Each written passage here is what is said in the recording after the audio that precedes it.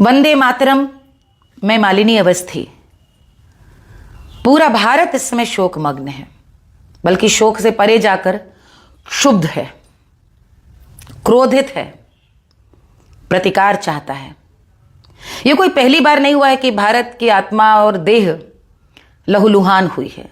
भारत का तो इतिहास ही संघर्ष, घर्षण, उनसे जूझने और फिर अपनी बड़प्पन, अपने धीरज और अपने पौरुष से उबरने का रहा है। किंतु इस बार बच्चा बच्चा कह रहा है, अब नहीं। अब शायद उस असीम धीरज को, उस बड़प्पन को तजने का समय आ गया है। हम उन भगवान श्री कृष्ण की संतानें हैं जिन्होंने शांति काल में बांसुरी बजाकर महारास रचाया, जिन्होंने आगे बढ़ करके मित्रता क्या होती है, बंधुत्व क्या होता है, विश्व को सिखाया। लेकिन उन्हीं कृष्ण ने न्याय की रक्षा के लिए, सत्य की रक्षा के लिए शठे शाठ्यम समाचरेत यह भी सिखाया। और कितना भी कठोर हुआ, लेकिन उस समय सिर्फ धर्म का पालन करना ही श्रेष्ठ है, यह ज्ञान दिया।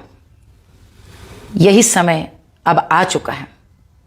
लेकिन मैं आपसे ये कहने आई हूं कि आप और मैं और पूरा भारतवर्ष इस समय जो विचार रहा है, हमारे नीति नियंता जिनके कंधों पर भारतवर्ष के आगे की योजना निर्धारित करने का दायित्व है, उनके कंधों पे भारत के आत्मसम्मान की रक्षा का दायित्व भी है और हमारी आपकी रक्षा का भी दायित्व है। इसलिए वे जो करेंगे सोच समझ के करेंगे।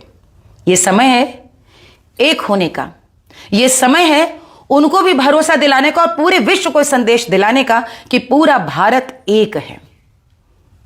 आइए ये प्रण लें कि अपनी जाति, अपने वर्ग, सब कुछ भूलकर हमारी आज से एक ही जाति हो कि हम भारतीय हैं। भारतीय। आने वाला समय शायद आसान न हो, और ऐसे समय में जो हमें एक रखेगा और इस कठिन समय से निकलने में सहायक होगा, वो हमारा आत्मगौरव, हमारा आत्मबल और हमारी एकता। अपने बच्चों को देशभक्ति का पाठ पढ़ाइए और इस कठिन समय में सब कुछ उत्सर्ग करने के लिए मानसिक रूप से, शारीरिक रूप से, नैतिक रूप से तैयार रहिए।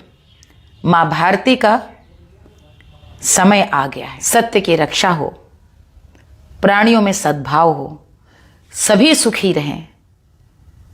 जय मां भवानी। वंदे मातरम।